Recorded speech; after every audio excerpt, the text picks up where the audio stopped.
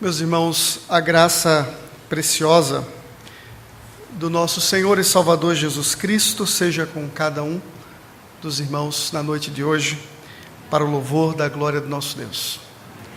É uma satisfação estar aqui com vocês, uma alegria imensa poder adorar o nosso Senhor, celebrá-lo e também compartilharmos a palavra do nosso Deus com os irmãos. Que Deus nos abençoe ricamente na noite de hoje. Eu trago comigo um abraço caloroso da Igreja Presbiteriana Aliança para os irmãos e que Deus assim abençoe aos homens e as mulheres desta igreja, para a glória do Senhor. Convido você que abra a palavra de Deus em Gênesis, no capítulo 13. Gênesis, capítulo 13, leremos todo esse capítulo da palavra do nosso Deus.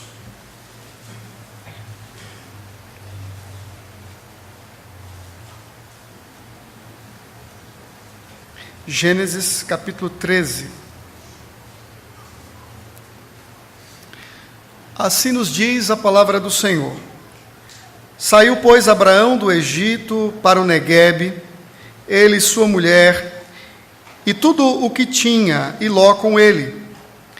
Era Abrão muito rico, possuía gado, prata e ouro. Fez as suas jornadas no Neguebe até Betel, até o lugar onde primeiro estivera a sua tenda, entre Betel e Ai, até ao lugar do altar que outrora tinha feito. E aí Abraão invocou o nome do Senhor.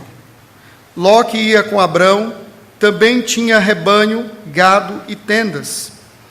E a terra não podia sustentá-los, para que habitassem juntos, porque eram muitos os seus bens. De sorte que não podiam habitar um na companhia do outro.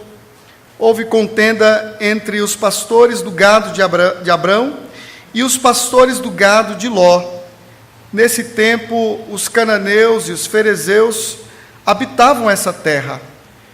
Disse Abraão a Ló: não haja contenda entre mim e ti, entre os meus pastores e os teus pastores, porque somos parentes chegados.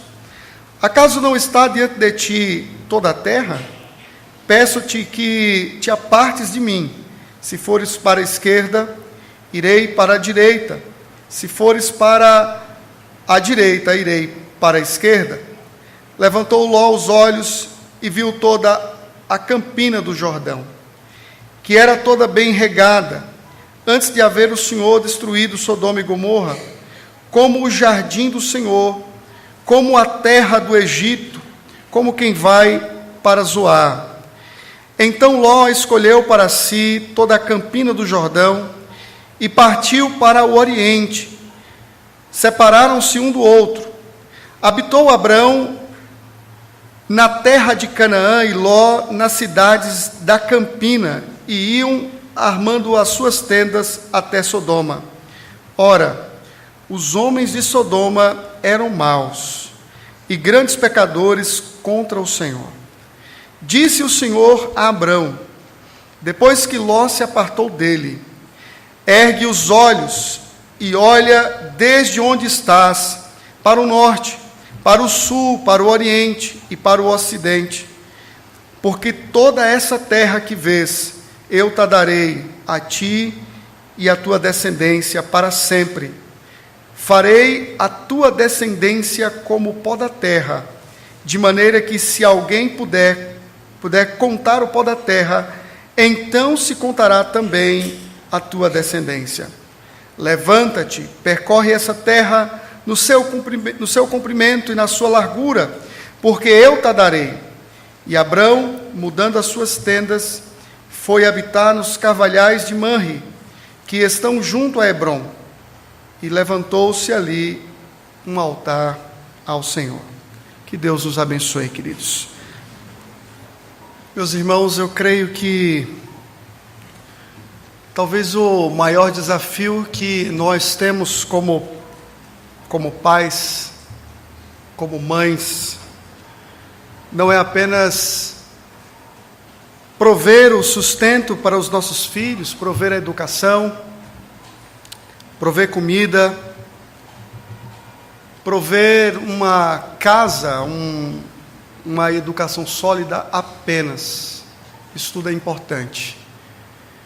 Mas creio que nós temos um grande desafio de provermos uma vida piedosa, de sermos exemplo, de termos uma conduta exemplar dentro dos nossos lares, de maneira que os nossos filhos vejam em nós os seus referenciais, tenham em nós os seus referenciais.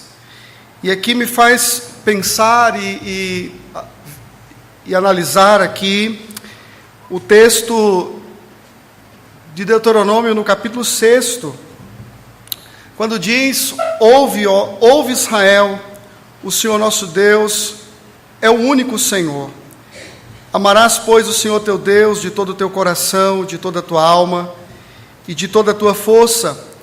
Estas palavras que hoje te ordeno estarão no teu coração. Primeiramente, estas palavras que hoje te ordeno estarão no teu coração. E logo em seguida, tu as inculcarás a teus filhos e delas falarás assentado em tua casa e andando pelo caminho e ao deitar-te e ao levantar-te. Mas primeiro, estas palavras que hoje te ordeno estarão no teu coração.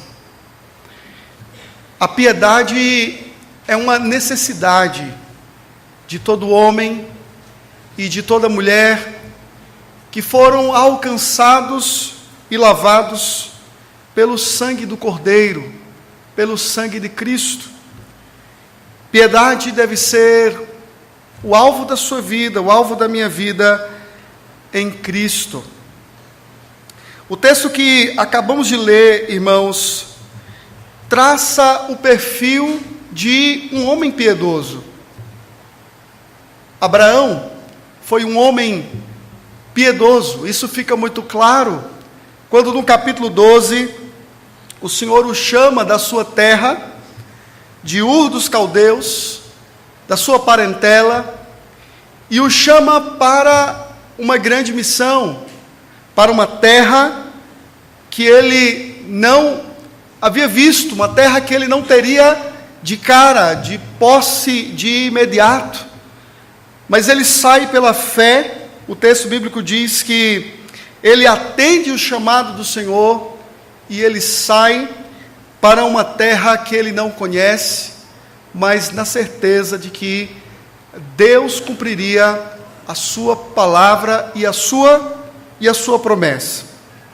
E uma coisa que nos chama a atenção no capítulo 12 é que, como resposta ao chamado de Deus, Abraão, ele ergue um altar ao Senhor, um altar que expressa a sua adoração a Deus e a sua fé. Lá no capítulo 12, versículo 7, o texto diz: apareceu o Senhor a Abraão e lhe disse: darei à tua descendência esta terra. Ali edificou Abraão um altar ao Senhor que lhe aparecera. Versículo 8: passando dali para o monte ao oriente de Betel, armou a sua tenda, ficando Betel ao ocidente e Ai ao oriente. Ali edificou um altar ao Senhor e invocou o nome do Senhor. Depois seguiu Abrão, dali indo sempre para o Neguebe. Perceba que, como resposta ao chamado de Deus, Abraão está erguendo um altar ao Senhor. Isso demonstra a piedade desse homem, o seu caráter piedoso diante de Deus em atender o chamado de Deus pela fé. E essa fé se evidencia na sua obediência pronta à vontade do Senhor e ao chamado de Deus. Eu quero chamar a sua atenção na noite de hoje exatamente para esse perfil piedoso de Abraão e mostrando exatamente que nós temos como povo de Deus a necessidade de termos uma vida piedosa. E o perfil, queridos, de uma vida piedosa evidencia-se em primeiro lugar na comunhão com Deus, na comunhão com o Senhor. Voltando para o capítulo 13, você tem aí do versículo 1 ao versículo 4 esta ideia. Saiu, pois, Abraão do Egito para o Neguebe, e ele e sua mulher, e tudo o que tinha, e Ló com ele. Era Abraão muito rico, possuía gado, prata e ouro. Fez as suas jornadas no Neguebe até Betel, até o lugar onde primeiro estivera a sua tenda entre Betel e Ai. Primeiro, ele estivera nesse local, é o que nós lemos no capítulo 12, até o lugar do altar que outrora tinha feito, e aí Abraão invocou o nome do Senhor. O que fez Abraão sair do Neguebe, que era para onde ele estava indo, de Betel, e ir para o Egito? O texto bíblico no capítulo 13 diz que Abraão foi para o Egito.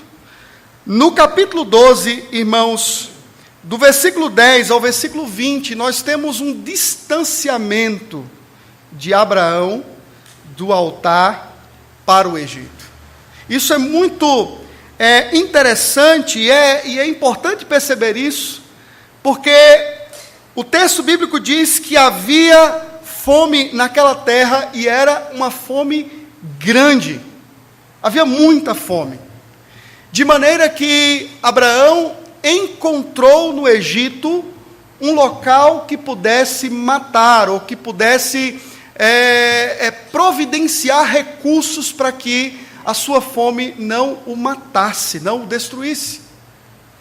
O problema é que é no Egito que ele vai dizer que Sara, sua esposa, é sua irmã, e é no Egito que ele colocará a vida da sua esposa e a sua própria vida em perigo.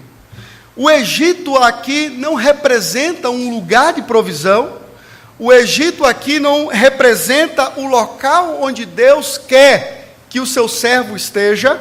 Pelo contrário, se você fizer uma leitura mais adiante, no capítulo 26, se não me engano, quando uma mesma experiência é vivida por Isaac num período de fome, de escassez, Deus diz para Isaac para que ele fique no lugar onde ele está, para que ele não desça para o Egito, mas para que ele fique exatamente na terra prometida. Deus levou Abraão para a terra que ele havia prometido, é a terra da promessa, é a terra da herança de Deus. E no momento de fome, não é o Egito que vai prover recursos, mas é exatamente o local onde a fé foi foi externada de uma forma tão poderosa. Era nesse lugar que Deus supriria a vida de Abraão. Perceba, irmãos, que no versículo 3 diz que ele voltou para o lugar onde primeiro estivera. Tudo indica que é o local onde ele expressou fé, e é no local onde ele jamais deveria ter saído. Jamais ele deveria ter saído da presença de Deus e do altar do Senhor. O Egito não representou fé por parte de Abraão, não representou dependência da provisão de Deus, da graça de Deus, mas representou sim uma busca pelos seus próprios recursos, uma busca por prover recursos a partir da sua própria habilidade e das suas próprias estratégias. O que nós temos aqui no capítulo 13 é exatamente o retorno de Abraão para o altar do Senhor. No capítulo 12, do 10 ao 20, você tem do altar para o Egito, e no capítulo 13, no seu início, você tem do Egito para o altar. Há uma coisa interessante, o capítulo 13 inicia com a figura do altar, e o capítulo 13 termina exatamente com o altar. Porque é na presença de Deus, em comunhão com Deus, que o seu servo deveria estar. Era exatamente na presença do Senhor. O texto bíblico diz que ele retorna do Egito muito rico, com muitos recursos. O texto bíblico diz no versículo 2, era Abrão muito rico, possuía gado, prata e ouro. Então, assim como a fome no versículo 10 era grande, era muita fome, no capítulo 13, versículo 2, Abraão, ele é muito rico, ele é abastado, exatamente por conta da graça de Deus e da presença de Deus na vida do seu servo. Meus irmãos, o altar é o símbolo físico de que Deus fez uma promessa ao seu servo e ele respondeu com uma fé inicial de que, de fato, Deus cumpriria a sua promessa. O comentário do narrador nesta imagem sugere exatamente isto, que Abraão, ele retornou ao lugar da sua posição inicial, da sua fé inicial, o lugar onde ele deveria estar, nunca deveria sair, e certamente o lugar onde você e eu devemos habitar. Nunca devemos sair da presença de Deus. É lá que devemos nos encontrar sempre. Quando nós nos distanciamos da presença do Senhor, nós lidamos com os maiores problemas e com situações que muitas vezes nós não sabemos como agir. É na presença de Deus que suportamos os obstáculos, é na presença de Deus que lidamos com as adversidades com sabedoria, com entendimento. É na presença de Deus que fazemos as melhores escolhas. É na presença de Deus que respondemos às situações difíceis e críticas da vida. É na presença de Deus que respondemos da forma correta e que respondemos com fé. Certamente, conduziremos nossa família muito melhor quando nossas vidas estiverem no altar de Deus. Quando nossas vidas estiverem na presença de Deus, na presença do seu Filho, na presença do Senhor Jesus. Há um escritor, teólogo, autoridade hoje nos puritanos, chamado Joel Bick, que ele fala uma coisa interessante. Ele diz: a mais profunda preocupação do homem piedoso é o próprio Deus e as coisas de Deus. A palavra de Deus, a autoridade de Deus, o evangelho de Deus, a verdade de Deus. Ele aspira conhecer mais de Deus e a comunicar-se mais com Ele. Esta é a mais profunda preocupação do homem piedoso. É o próprio Deus e as coisas de Deus. Por isso, nunca, jamais podemos nos distanciar da presença do Senhor, porque é certamente distante da presença dEle que cometemos os piores erros da nossa vida. No período de férias, em conversa com uma jovem esposa que estava vivendo um momento crítico no seu casamento. Tempos atrás, ela estava diante do Senhor e vivia um tempo precioso, um tempo diferente no seu casamento, diferente na sua família, diferente na vida dela mesma. E agora ela estava quase que vendo o seu casamento destruído, encerrado, as filhas sofrendo, o esposo sofrendo, ela sofrendo, e uma vida crítica, um casamento crítico quase se destruindo.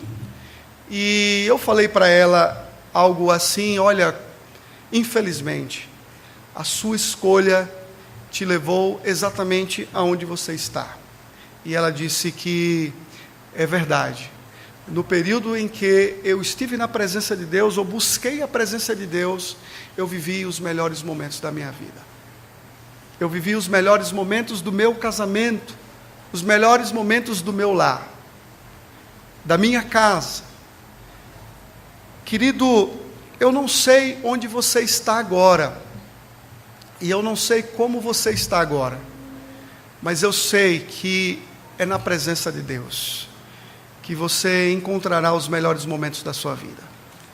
E é na presença de Deus que você encontrará as melhores decisões da sua vida. Você tomará as melhores decisões, as decisões mais sábias da sua família, mais sábias do seu negócio e mais sábias em todos os aspectos da sua existência. Não procure no Egito aquilo que ele não pode te dar. Não busque no Egito o pão que não é capaz e que não é suficiente para saciar, para matar a sua fome. Porque ele não será capaz de fazer absolutamente nada por você e pela sua necessidade. Mas busque exatamente no Senhor. São nas pedras do altar, que nós encontramos o verdadeiro pão. O Senhor Jesus, quando tentado por Satanás, e tentado quando estava com fome, a transformar pedra em pão, o Senhor Jesus declarou que nem só de pão viverá o homem, mas de toda palavra de Deus, que procede da boca de Deus. Queridos, são das pedras do altar, da presença de Cristo, na presença do Senhor, pela mediação única do Cordeiro Santo de Deus, que a nossa fome e as nossas necessidades mais profundas são supridas. O texto segue e o texto continua demonstrando que o perfil de um homem piedoso evidencia-se também num espírito pacificador. Abraão é um homem que evidencia sua piedade ao expressar comunhão com Deus, ao retornar ao lugar de onde ele nunca deveria ter saído, do altar, do local onde ele colocou as suas convicções, do altar onde ele colocou a sua fé e colocou o seu coração. Mas perceba como a presença de Deus na vida de uma pessoa, ela é transformadora e impactadora. No Egito, Abraão tenta solucionar o seu problema dizendo que Sara é a sua irmã. Ele coloca a vida da sua própria esposa em risco, a vida do seu sobrinho Ló em risco, e ele coloca a sua própria vida em risco. Ele não expressa fé. Mas aqui no capítulo 13, no versículo 5 em diante, Abraão expressa não apenas profunda fé, mas um espírito pacificador. Perceba você que o texto segue dizendo: Ló, que ia com Abraão, também tinha rebanhos, gado e tendas, e a terra não podia sustentá-los, para que habitassem juntos, porque eram muitos os seus bens, de sorte que não podiam habitar um na companhia do outro. Houve contenda entre os pastores do gado de Abrão e os pastores do gado de Ló. Nesse tempo, os cananeus e os ferezeus habitavam nessa terra. Disse Abrão a Ló: não haja contenda entre mim e ti, entre os meus pastores e os teus pastores, porque somos parentes chegados. É incrível porque, ao que parece, providencialmente, Deus está agindo para que haja de fato uma separação entre Abraão e Ló. Deus chamou Abraão e não chamou a sua parentela. E o texto bíblico deixa claro aqui que há uma contenda entre os pastores de Ló e os pastores de Abraão, porque não há mais espaço. Havia muita riqueza da parte dos dois. eram muito ricos. O texto diz que Ló também era muito rico, que Ló também tinha muito gado. E agora a terra já não comporta mais o gado de Abraão e não comporta mais o gado de Ló. Os pastores estão em conflito, os pastores estão em guerra. Mas uma coisa interessante, Abraão poderia simplesmente se colocar diante de Ló como patriarca e dizer: olha, Ló, os teus pastores estão criando caso, estão criando contendas com os meus pastores, o seu gado já é muito, então você deve se apartar de mim, deve se distanciar, vai procurar um lugar melhor para você, eu continuarei aqui, com a minha fortuna, com o meu gado. Não é isso que o texto faz. O texto fala que Abraão, ele arriscou tudo. Dá essa ideia de que Abraão, ele arrisca tudo ao permitir que Ló escolha tudo. A terra não era de Ló, a terra era de Abraão, a promessa de Deus era para Abraão e não para Ló. Então, quando no versículo 8, Abraão diz: não haja contenda entre mim e ti, entre os meus pastores e os teus pastores, porque somos parentes chegados. Se você for para a direita, eu vou para a esquerda, mas se você resolver ir para a direita, eu vou para a esquerda. Então, se você for para um lado, eu irei para outro. Escolha a terra que você quiser. Abraão está arriscando tudo quando ele permite que Ló escolha tudo. Alguns comentaristas até dizem que Abraão, ele não tinha o direito de fazer isso, porque a promessa era para ele, a promessa da herança era para ele e não para Ló. Mas Abraão não está movido por ganância, ele não está motivado por um interesse próprio, irmãos. O interesse de Abraão é motivado pela sua fé. A sua decisão e a sua proposta para o seu sobrinho está embasado na sua fé, na certeza de que Deus está no controle e na certeza de que o Senhor está adiante de todas as coisas. Aqui a sua confiança na promessa de Deus o faz mais gracioso.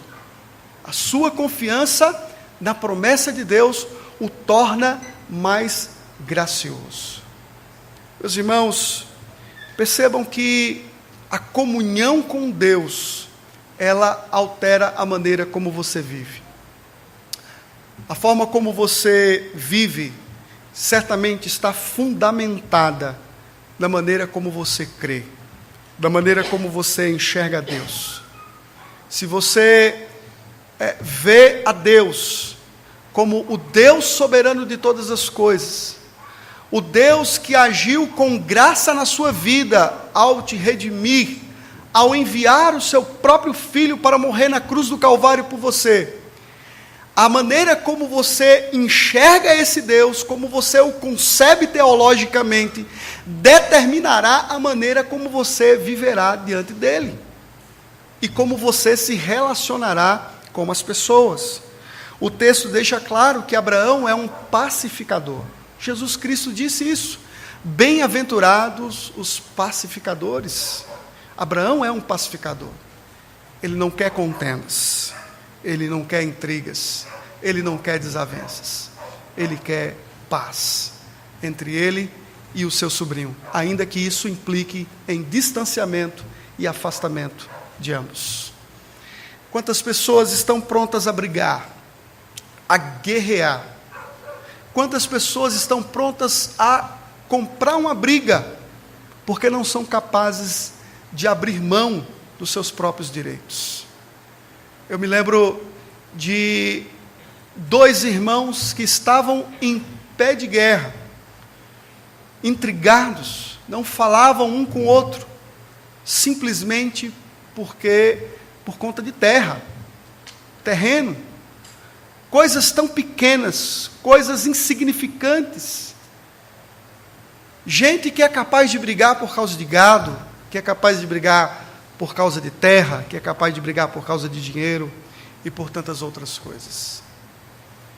Gente que é capaz de brigar por causa do seu orgulho ferido, que não é capaz de renunciar o seu direito de resposta.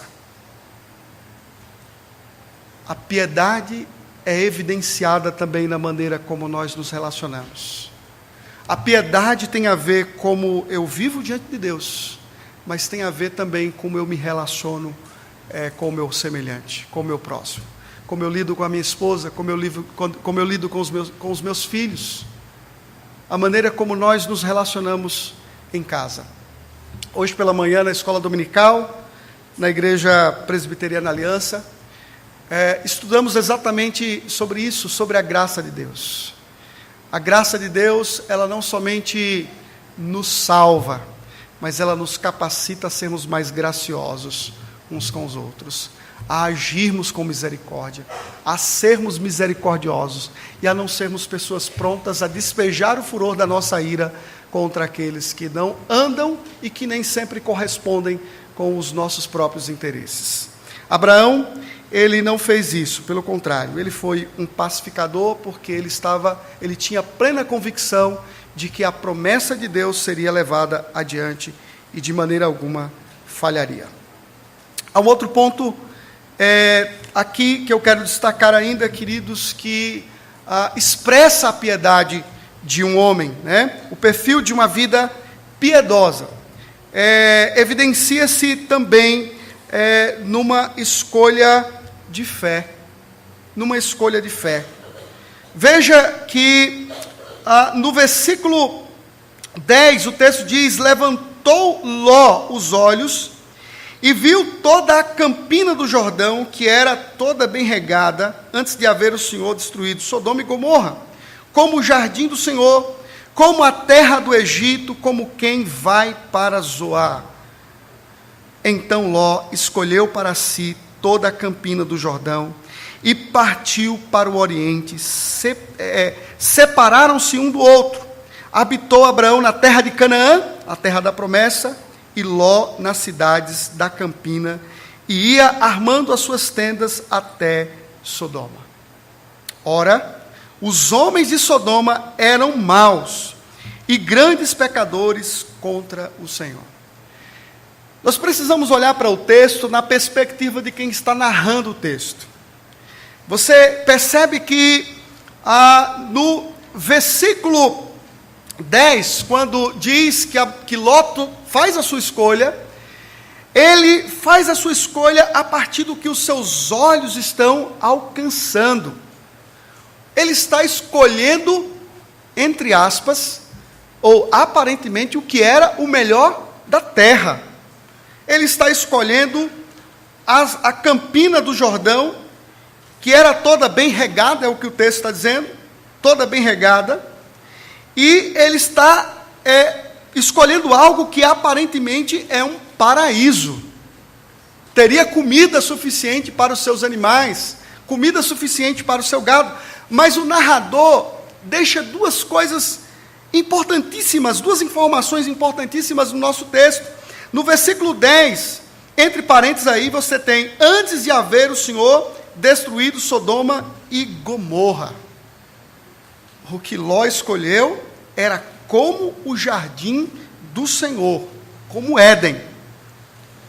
Mas isso antes do Senhor ter destruído Sodoma e Gomorra.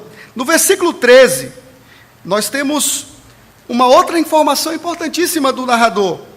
Ele diz: ora, os homens de Sodoma eram maus e grandes pecadores contra o Senhor. O que Ló está escolhendo é exatamente uma terra de destruição, uma terra de pecado. Ló está agindo pelos seus olhos, por aquilo que os seus olhos são capazes de enxergar e de ver, enquanto Abraão está tomando decisões a partir da sua fé e da sua convicção de Deus.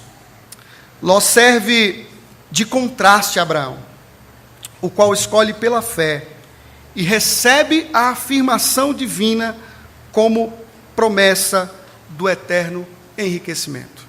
O que você tem do versículo 14 ao 18? você tem do versículo 14 a 17 a reafirmação da bênção de Deus. Uma coisa interessante, no Egito Deus não conversou com Abraão. No Egito Deus não se revelou a Abraão. Deus não falou com Abraão. Mas no capítulo 13, quando Abraão retorna para o altar, Deus então fala com Abraão. O versículo 14 diz: disse o Senhor a Abraão, depois que Ló se apartou dele, certamente porque Abraão estava com o seu coração partido e entristecido, e o texto bíblico diz: ergue os olhos e olha desde onde estás, para o norte, para o sul, para o oriente, para o ocidente, porque toda essa terra que vês, eu te darei, a ti e a tua descendência para sempre. Farei a tua descendência como o pó da terra, de maneira que se alguém puder contar o pó da terra, então se contará também a tua descendência. Levanta-te, percorre essa terra, no seu comprimento e na sua largura, porque eu te darei. Meus irmãos, Deus está reafirmando para o seu servo tudo o que ele iria fazer, tudo o que ele iria dar a Abraão, não só a terra, mas uma descendência numerosa. O que é que você tem no versículo 18?